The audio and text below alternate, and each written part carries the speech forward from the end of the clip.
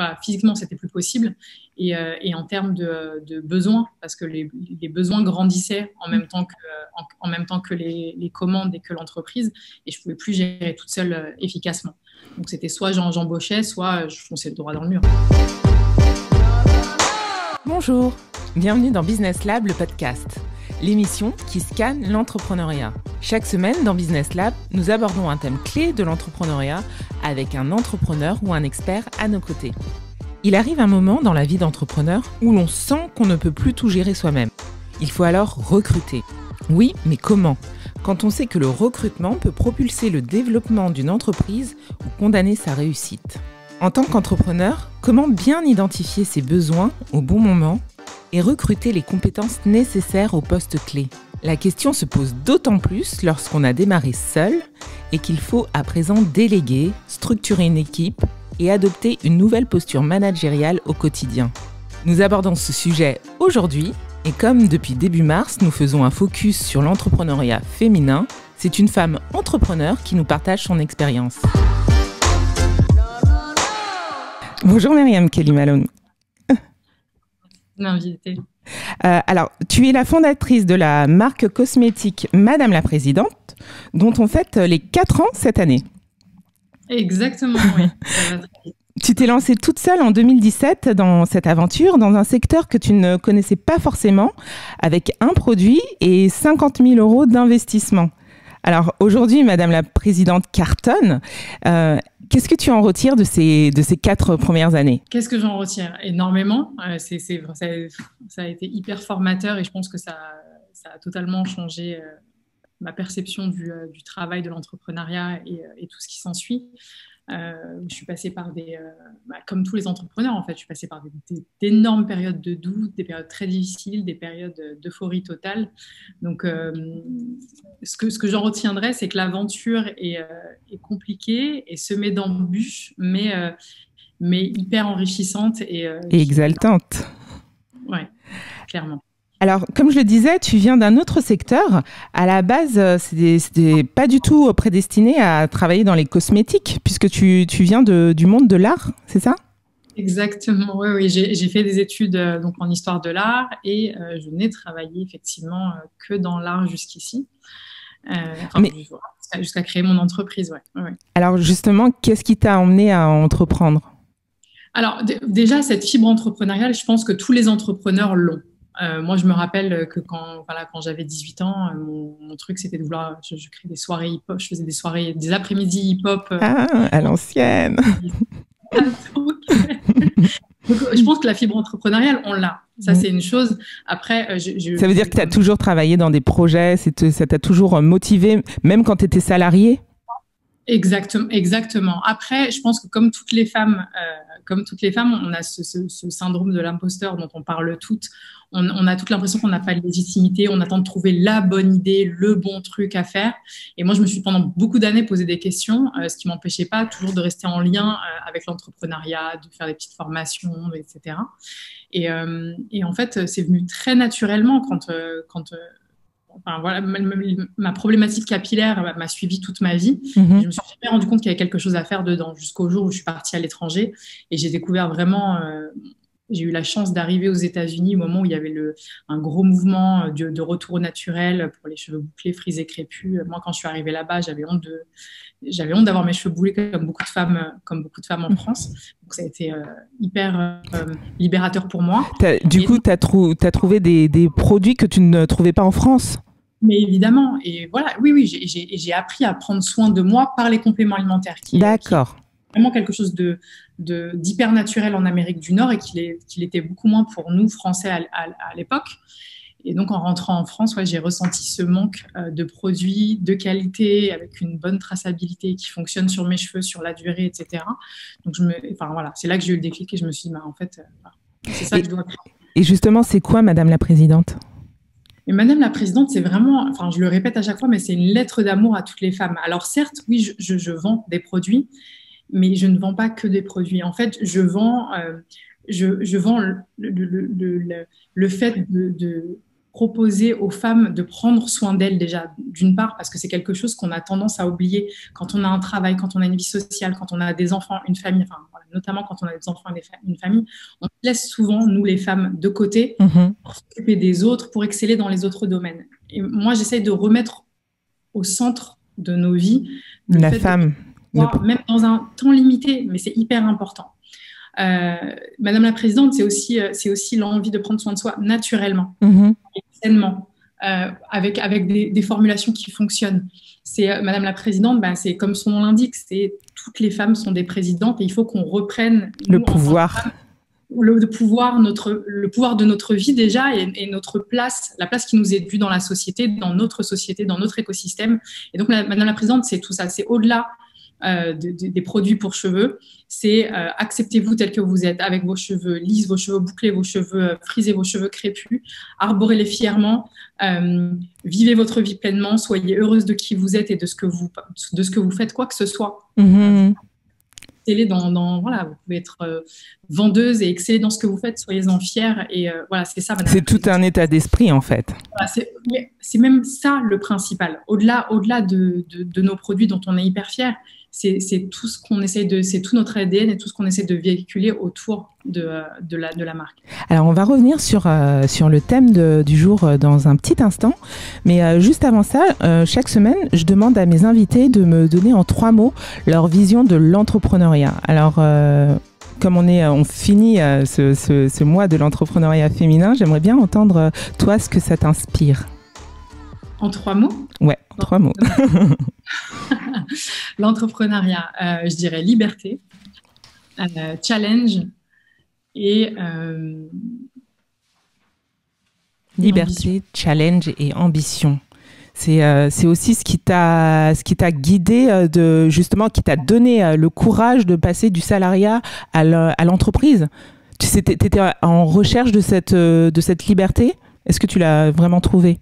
Clairement, je pense que beaucoup de personnes dans le salariat se sentent contraintes, se sentent mises dans un carcan, ne peuvent pas exprimer leurs idées, ne peuvent pas aller au bout de leurs envies et même voilà, au sein même de leur poste, ne peuvent pas aller au bout de leurs idées. Elles sont toujours contraintes par des N+1, N+2, N+3. Voilà, c'est un peu compliqué. Moi, j'avais vraiment ce besoin de liberté. J'avais envie d'aller au bout de ce que je savais faire. Et si ça ne fonctionnait pas, je n'aurais pu m'en prendre qu'à moi, mais au moins, je me serais donné l'opportunité de le faire. Et donc, la liberté, c'est le facteur numéro 1. Et pour reprendre le deuxième mot, challenge, justement, est-ce que autour de toi, on a cru en ce challenge que tu voulais relever ? Ben non, pas du tout. Ben non, tout le monde... alors, au mieux... Les gens m'ont dit que j'étais folle. Au pire... passer de l'art aux cheveux, enfin, tu vois, ça, c'est culotté, ouais. C'est courageux, en tout cas. Oui, mais je pense vraiment... Tu sais, quand tu regardes autour de toi, tu as tellement de gens qui passent d'un extrême à l'autre. C'est notre génération qui veut ça, c'est notre vie qui veut ça.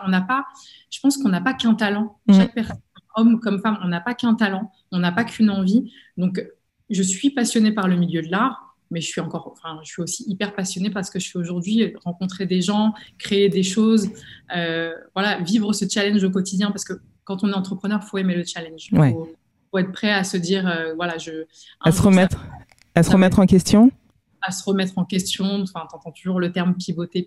Enfin, voilà, effectivement, il faut savoir être réactif, il faut savoir avoir des idées, être créatif. Donc, il faut vraiment aimer ce challenge-là quand tu veux te lancer dans l'entrepreneuriat.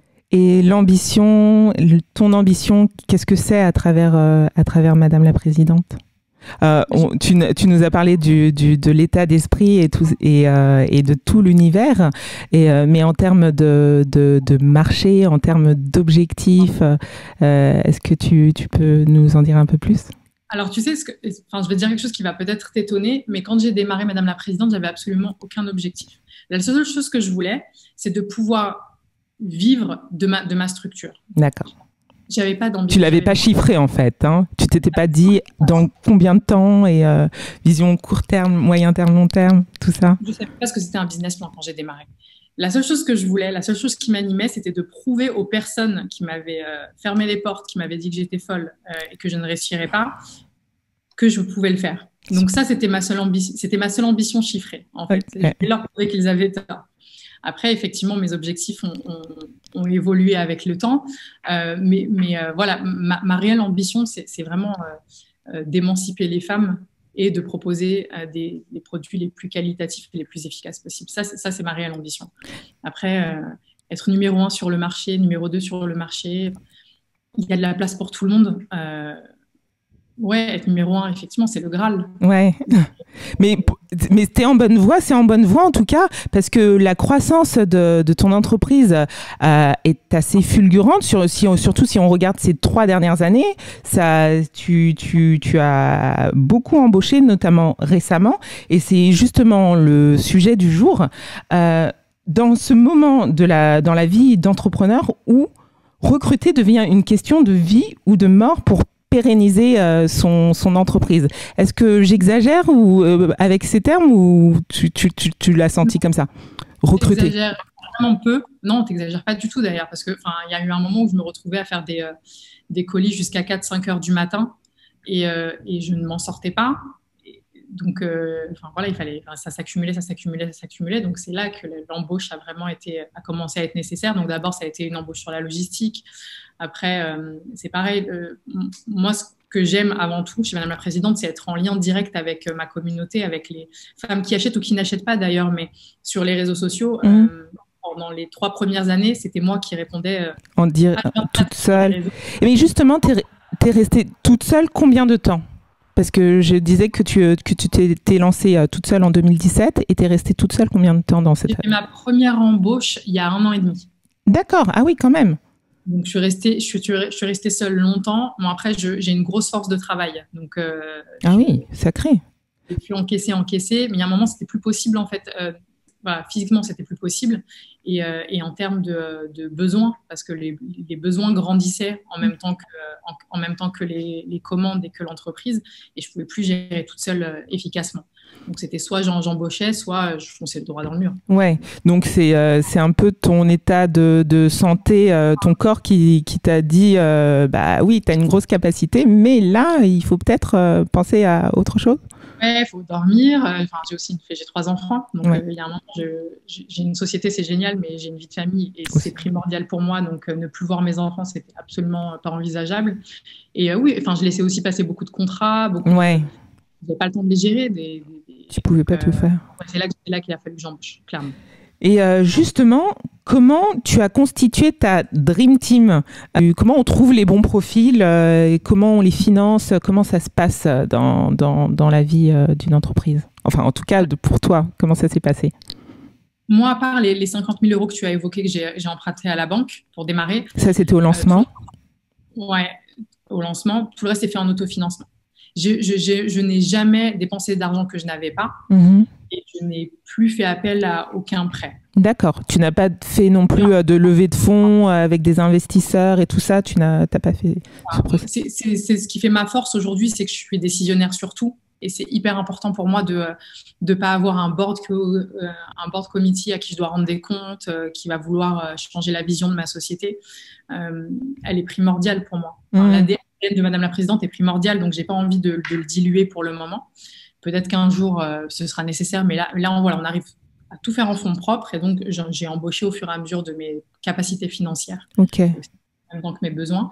Et comment on construit sa Dream Team, c'est vraiment compliqué. C'est toujours un work in progress. Parce que là, vous êtes combien? On est 12. 12, d'accord. OK. Et combien de... Est-ce que ça change beaucoup par rapport à ta structuration, la balance CDI, stagiaire? Est-ce que c'est quelque chose qui compte? Alors, on a plus de la moitié de l'équipe sont en CDI. Plus de la moitié de l'équipe est en CDI. D'accord. OK. On est à quasiment 75% en CDI. Après, on a des alternantes aussi. OK. On a une partie d'alternantes qu'on essaie de garder le plus longtemps possible. Et tu as démarré avec un stagiaire ou non? Évidemment. Alors, par contre, quand je te disais que j'étais toute seule, mais je prenais des stagiaires. Ouais. Des stagiaires qui travaillaient avec moi. Ponctuellement, mais qui t'accompagnent. Ouais. Après, le côté compliqué des stagiaires, c'est qu'ils ont besoin de formation. Ils ne sont pas là pour remplacer un... Ouais, c'est ça. Ils sont pas là pour remplacer un poste fixe, un CDI. Hein. Ce n'est pas la loi. Il faut être honnête aussi avec eux. Il faut les former. Et donc, il y a un gros turnover parce qu'un stagiaire, c'est 2, 3, 6 mois. Donc, il y a un moment, je n'avais plus le temps de faire la formation non plus. Il a fallu que je prenne quelqu'un de pérenne sur le long terme. C'est là. C'est aussi à embaucher. Enfin, voilà, il y a plein de facteurs. Tu sais, c'est jamais très simple. C'est très jamais linéaire, bien sûr. Et justement, comment tu trouves les bons profils? Alors, les bons profils. Moi, je me suis d'abord... Alors, je suis quelqu'un d'hyper fidèle et qui fonctionne à l'instinct. Donc, il y a beaucoup de mes profils qui sont des gens de gens qui travaillent... De ton entourage? Ouais. Des amis de longue date, des amis de moins longue date que j'ai rencontrés dans l'entrepreneuriat. Après, il y a des contacts de contacts. Le réseau? Ouais, voilà, c'est vraiment le réseau parce que je suis quelqu'un qui a besoin de travailler avec des gens en qui j'ai une confiance aveugle parce que j'ai tendance à les laisser vraiment en autonomie. Donc, c'est important pour moi d'être sûr que je peux avoir confiance en la personne. Donc, effectivement, le fait qu'il me soit recommandé par quelqu'un ou que je le connaisse déjà, ça aide. Le réseau, c'est une part. Mais ensuite, quand ils arrivent dans l'entreprise, est-ce que tu as tout un process de recrutement? Est-ce qu'il y a des règles? Enfin, comment toi, parce que quand tu as travaillé longtemps toute seule et à un moment, il faut savoir déléguer. Est-ce que ça implique de créer tout un process dans sa structure, un service RH? Enfin, est-ce que ça a été compliqué? D'accord. RH, on n'a pas encore. En revanche, j'ai embauché un directeur des opérations. Et c'est quoi concrètement un directeur des opérations? Ça sert à quoi? C'est mon bras droit. C'est mon bras droit et il a ce côté très administratif et organisé que je n'ai absolument pas. Ça part un peu dans tous les sens et ça n'a aucun sens d'ailleurs. Mais donc lui a créé des process pour tout. D'accord. Très structurant et quand il y a un nouvel arrivant maintenant, déjà il y a le processus de recrutement. Lui rencontre d'abord les personnes. Après moi je les rencontre quand c'est des gens que je ne connais pas. Et après, il y a tout un système, tu vois, d'intégration de la personne avec donc ces fameux process. Ah oui, donc c'est... Au fur et à mesure, mais c'est nouveau encore. Hein, tu vois, ça fait 4 ans et c'est nouveau pour moi. Donc, ouais. Et donc, voilà, je pense. Mais là où tu as puisé ta force, c'est en t'entourant de quelqu'un qui est complémentaire, qui a des forces complémentaires aux tiennes et qui a pu aussi t'aider à structurer des process. C'est super important. Mais c'est essentiel. C'est essentiel. Si je prends quelqu'un qui a les mêmes compétences que moi, ça sert strictement à rien. Tu vois, on fait un travail similaire, c'est redondant, ça n'apporte rien à la structure. Je pense que tout bon chef d'entreprise doit savoir s'entourer de personnes qui sont plus compétentes qu'elles et qui ont des compétences différentes de celles qu'on possède déjà. Tu as dit que tu n'avais pas forcément fait appel à des financements, donc c'est du fonds propre. Et ensuite, au niveau du quotidien, comment ça se passe? Parce qu'on sait que gérer l'humain, c'est ce qu'il y a de plus difficile au quotidien dans la vie d'une entreprise. Toi, comment tu t'en sors? Comment tu gères ton leadership au quotidien? Alors, c'est pas rien. C'est encore quelque chose sur lequel je travaille. C'est vrai que c'est hyper compliqué, d'autant plus quand tu as eu l'habitude de tout gérer toute seule avec ta façon de faire. C'est très, très dur de déléguer et d'admettre que les gens travaillent d'une façon différente de la tienne et obtiennent peut-être un résultat un peu différent de celui que tu escomptes. Et c'est tout le travail que je dois faire sur moi, que je fais encore à l'heure actuelle pour être un bon manager. Un bon manager, maintenant j'ai quelqu'un, mon directeur des opérations s'en occupe mieux. Mais il faut vraiment, vraiment travailler sur toi et comprendre que quoi qu'il en soit, le travail ne sera jamais fait comme ce que toi tu attends et savoir te satisfaire de ce que l'autre peut t'apporter. C'est vraiment comme une relation de couple en fait. Il faut savoir écouter les autres, écouter ses envies, écouter ses besoins, écouter ses plaintes aussi, ce qui a été hyper compliqué pour moi parce que moi, mais oui, parce que tu as du feedback de gens que tu manages et qui... Et en tant qu'être humain, ils ont forcément parfois des feedbacks pas négatifs, mais voilà, des axes d'amélioration qu'ils veulent apporter sur lesquels moi j'avais... pas du tout conscience, quoi. Oui. Exactement. Donc, tu vois, au début, tu le prends un peu personnellement, tu te dis, oh là là, mince, tu vois. Mais en fait, non, c'est hyper constructif et je pense que c'est comme ça que tu arrives à créer une équipe qui reste sur le long terme et qui est heureuse de partager ce challenge avec toi. Il faut vraiment qu'on partage, qu'elles arrivent à adhérer à ta vision. Et justement, ça, comment tu partages ta vision? Comment tu as su créer ce transfert, en fait, ce transfert de confiance, de valeur, comment ça se concrétise? Alors, ça c'est quelque chose que j'aurais vraiment du mal à exprimer. Je pense que mon équipe en parlerait peut-être mieux que moi. En revanche, tu vois, la force qu'on a, bon, déjà, je t'ai dit qu'une partie de mon équipe était des gens que je connaissais déjà en amont, donc qui connaissaient déjà la marque en amont et ma motivation première pour la créer. Donc, elle savait que j'avais des ambitions vraiment saines et absolument pas uniquement commerciales, etc. Donc, elle savait que j'étais animée par quelque chose de plus fort que ça. Mm-hmm. Ont été adhérés par essence. Et souvent, au final, les autres personnes qu'on a embauchées sont des personnes qui connaissaient Madame la Présidente. D'accord. Avant de rentrer dans l'équipe et qui avaient déjà adhéré à la marque. Donc, ça a été plutôt simple finalement. Tu vois, c'était des gens qui étaient déjà conquis par la marque et son ADN avant même de rentrer dans l'équipe. Donc, vraiment, je suis désolée, mais non, mais c'est très. Comment j'ai fait pour leur insuffler l'envie et la motivation. En fait, ils l'avaient. En fait, ils partageaient les mêmes valeurs que toi et adhéraient tout à fait à la vision et à l'ADN de Madame la Présidente. Exactement. C'est très clair.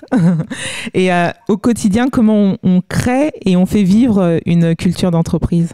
Alors, la culture d'entreprise, c'est quelque chose de... Alors, ça par contre, c'est quelque chose d'hyper nouveau pour moi. Une des dernières embauches que j'ai fait, ma responsable de communication 360, avant, quand on a passé l'entretien, elle m'a dit quelle est ta culture d'entreprise. Attends, tu as dit ta responsable de communication 360? Elle fait de la strat, elle s'occupe d'organiser les événements, etc. Ok. Donc, vision globale, d'accord. Ouais. Et elle m'a demandé quelle était ma culture d'entreprise. Mais j'ai complètement bégayé. On est sympa. C'est top de travailler avec nous. Tu vois, Madame la Présidente, c'est génial. Donc, tu vois. Elle t'a fait te pencher sur cette question, du coup. Le mettre par écrit, parce que tout le monde a une culture d'entreprise. Tu vois, c'est quelque chose que tu transmets de manière inconsciente. Mais effectivement, je ne l'avais jamais posé sur papier et je ne m'étais jamais posé la question de quelle était notre culture d'entreprise.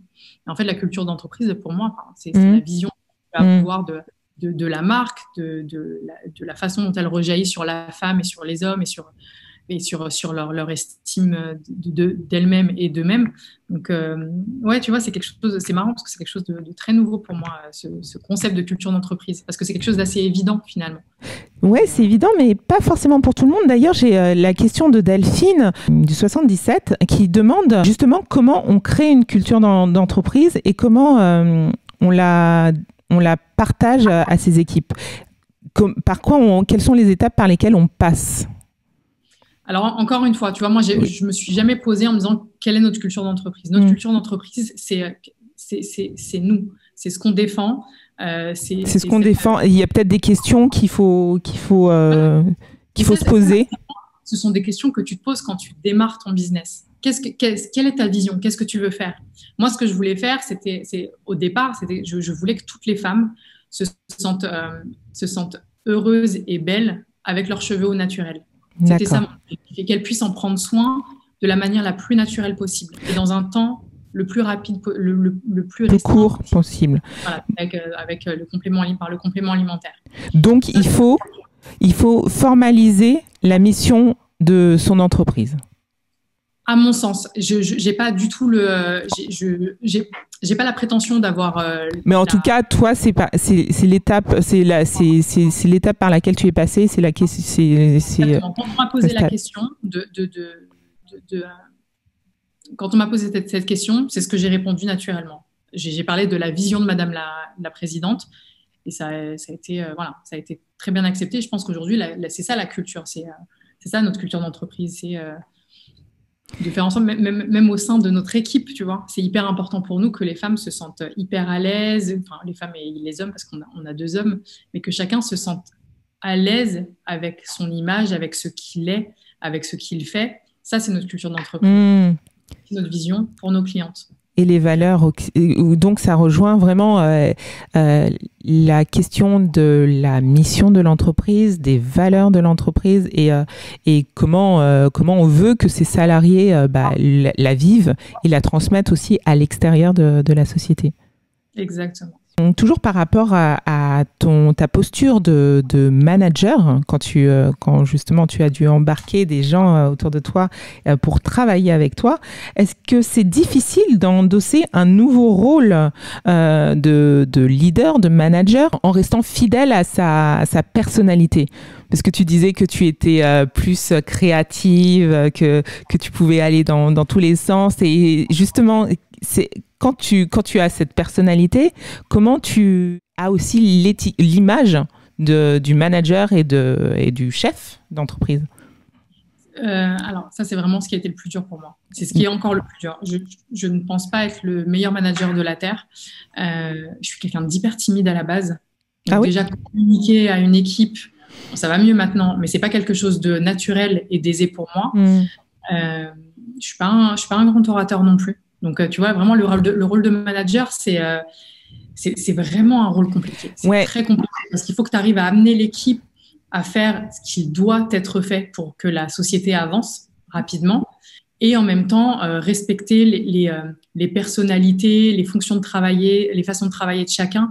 Et ça, c'est hyper dur. Je pense qu'un bon manager, c'est quelqu'un qui a vraiment une formation là-dedans. Moi, tu vois, j'en ai pas.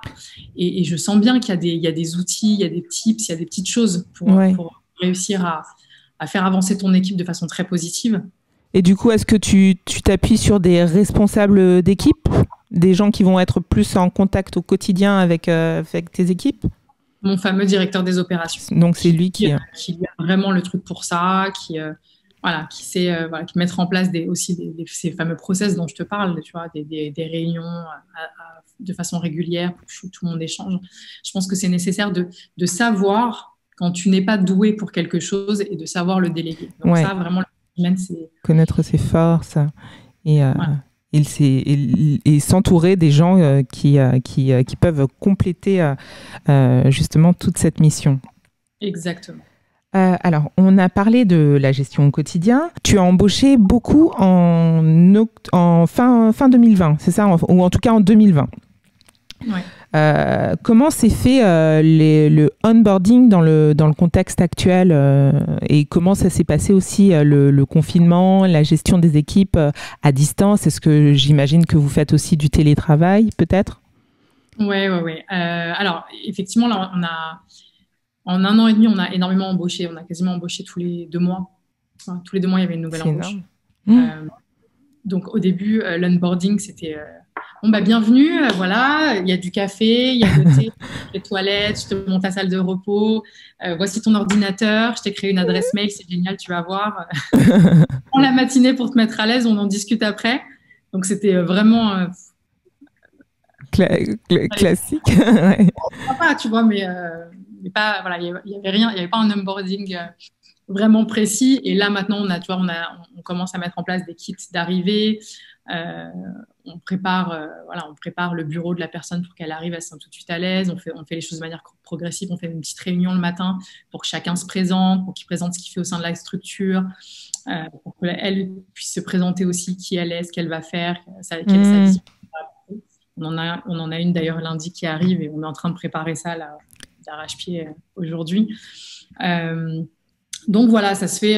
Je pense qu'il y a des très grosses structures qui te diront qu'ils ont un process hyper établi. Nous, on l'établit petit à petit. Oui, petit à petit. Surtout à fond sur l'accueil chaleureux. On veut que la personne se sente bien. On veut qu'elle se sente très vite soudée avec le reste de l'équipe. Et j'espère que mon équipe va pas regarder ça en me disant non mais. Tu leur donneras pas le lien. Mais ouais, tu vois, ça fait déjà 4 ans, mais ça fait que 4 ans. Oui, ça fait que 4 ans, bien sûr, on apprend en marchant de toute façon. Voilà, donc les onboardings sont de plus en plus carrés et de mieux en mieux faits. Donc voilà, la première que j'ai embauchée il y a 1 an et demi, on était 2, donc je la connaissais facile, déjà. Ouais. Il y a la structure, donc elle est juste arrivée avec son ordi et on a commencé à bosser. Et là, aujourd'hui, non, voilà, il y a quelque chose plus formel. Et justement, le télétravail, le travail à distance, comment tu te sens par rapport à ça, vis-à-vis de ça en tant que boss? C'est compliqué, mais il y a un moment, je sais que j'entends beaucoup autour de moi, oui, mais c'est compliqué de les gérer, c'est compliqué de savoir, etc. Je pense qu'à un moment, quand tu embauches quelqu'un, il faut savoir avoir confiance en lui et en le fait qu'il a envie de faire avancer la société au même titre que toi. Nous, on fait du télétravail. Alors, tu vois, par exemple, nos alternantes ne sont pas dans le télétravail. Pourquoi ? Parce que nos alternantes, elles ont besoin de formation et qu'au final, comme les CDI sont en télétravail, la plupart de la semaine, pas toute la semaine, tu vois, on a un turnover. Il y a toujours assez d'espace dans les locaux. En plus, on a 2 bureaux. Ok, ouais. On a un dans le 93 et un autre dans le 92. Il y a toujours largement assez d'espace pour que toutes les distanciations sociales soient respectées et toutes les procédures soient respectées. Après, les alternantes veulent, quoi qu'il en soit, venir au travail. Parce que c'est compliqué quand tu apprends un métier. Déjà, elles aiment bien venir dans les et te voir. Non, mais il y a une vraie ambiance, tu vois. Oui, justement, c'est toute la difficulté du contexte actuel, c'est de garder le lien et de garder la motivation de ces équipes. Et justement, les faire venir, c'est une des techniques que tu as. Alors, pour les alternantes, oui. Après, on a toujours ces liens par visio tous les jours. On se fait une groupe de réunions par jour. Très rapide, on les fait en 15 minutes. Et alors, voilà, sur quoi tu avances? Est-ce que tu as des problématiques? Est-ce que tu as besoin d'aide? Enfin, voilà, on essaie de garder le lien comme ça. Et j'imagine que tu fonctionnes aussi au reporting? Ou pas forcément? Alors, non. Alors, en fait, ces réunions, c'est aussi un peu un reporting, mais pas vraiment non plus. On se donne les infos sur lesquelles on a avancé ou sur lesquelles on bloque. Ou les points bloquants. Voilà, sur les points bloquants pour pouvoir avancer. Le reporting, on le fait vraiment le lundi matin. On a une grosse réunion le lundi matin de 2 heures où on se raconte ce qu'on a fait la semaine dernière et ce sur quoi on va travailler pour la semaine à venir. C'est là qu'on fait vraiment notre reporting. Et c'était comme ça aussi pendant le confinement, j'imagine? Oui, bien sûr. Ouais. Bien sûr. Alors, cette réunion-là, on la garde en présentiel. Comme ça, tout le monde se voit. Donc, le lundi matin, tout le monde est là. On respecte toutes les mesures. Bien sûr. Et voilà, c'est le moment où tout le monde se voit. Toute l'équipe se voit. Le seul moment, c'est le lundi. Et voilà, après, le reste de la semaine, chacun retourne soit en télétravail, soit un des 2 bureaux. Enfin, tu parlais tout à l'heure de confiance avec le télétravail et que c'était hyper important de laisser aussi de l'autonomie à ces équipes. Comment toi tu envisages le monde du travail dans le futur du travail? Est-ce que quelque chose en remote, en total remote, ça pourrait être faisable au sein de ton entreprise, travailler anywhere, anytime? Est-ce que c'est... Alors, j'ai pas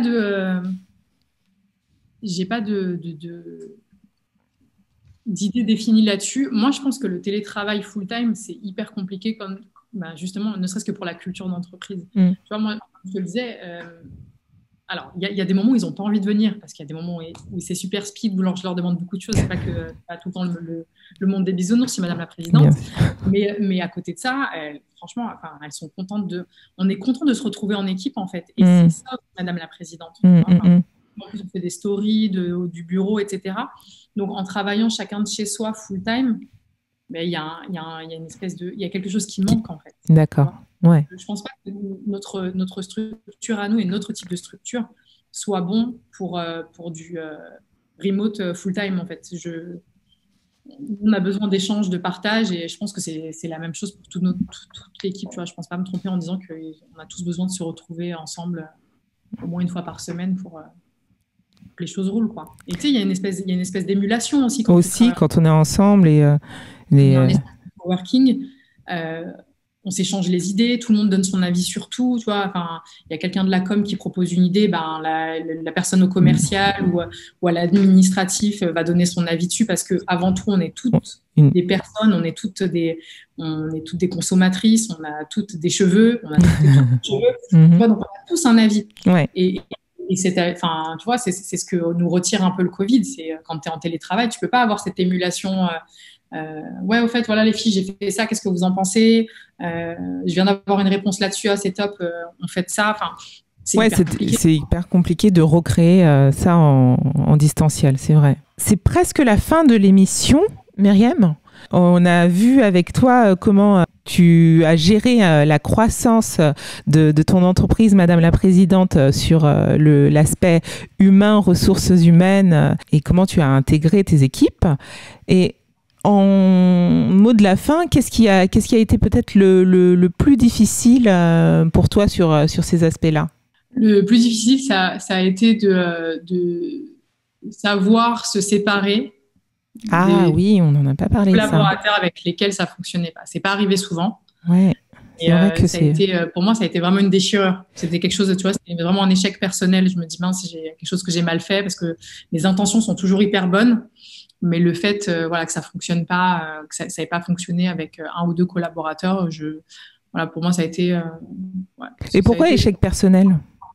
Parce que j'ai vraiment l'impression que, tu sais, quand tu embauches quelqu'un, c'est ta mission de faire en sorte que la personne arrive à se sentir bien au sein de la structure d'une part, et arrive à prendre toute la conscience de son poste et arrive à obtenir des résultats. Donc, quand ça n'a pas été le cas, tu l'as pris pour toi. C'est moi qui ai mal passé quelque chose, qui est j'ai pas su faire en sorte d'exploiter le potentiel de la personne à son max et justement, comment tu rebondis de ça et comment tu arrives à passer peut-être à autre chose, enfin avancer en tout cas?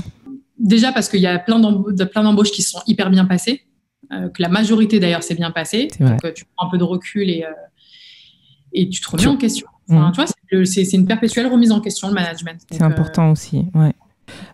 Alors, c'est la fin de l'émission. Est-ce que tu aurais un dernier conseil à partager avec nos auditeurs, notamment les porteurs de projets et ceux qui ont envie de se lancer dans l'entrepreneuriat? Alors, de manière très générale, j'ai envie de leur dire de ne pas hésiter et de foncer, parce qu'on a toujours beaucoup de doutes et c'est ce qui nous freine. Et c'est dommage parce qu'on perd du temps. Au final, le succès est souvent la clé, bien plus souvent que l'échec. Et c'est dommage de perdre du temps. Donc, ne doutez pas, foncez. Vous aurez bien le temps de vous poser les questions après quand la structure sera montée. Donc, voilà, c'est ça mon conseil. Super conseil. Et en tant que manager avec une équipe, les bonnes habitudes à prendre, si on n'en gardait qu'une seule, un conseil sur ce point-là? Soyez organisés. L'organisation, ok. Et sachez écouter. Ok, avoir aussi la communication, enfin ça va de pair. Avec l'écoute, ouais. L'organisation et l'écoute de ses équipes. Merci Myriam Kaili-Malone d'avoir été notre invitée. C'est ainsi que s'achève ce mois consacré à l'entrepreneuriat féminin, mais cela ne nous empêchera pas de recevoir d'autres femmes entrepreneurs. Merci au Women Invest Club d'avoir été notre partenaire et merci à vous tous de nous avoir suivis. Si vous avez des questions, n'hésitez pas à me contacter par email ou sur mes réseaux sociaux. D'ici là, je vous souhaite une très belle fin de semaine et vous dis à la prochaine. Et si ce podcast vous a plu, n'hésitez pas à en parler autour de vous, à le partager, à commenter, à liker et même encore mieux, à nous laisser 5 étoiles. Et pour ne rien rater, pensez également à vous abonner.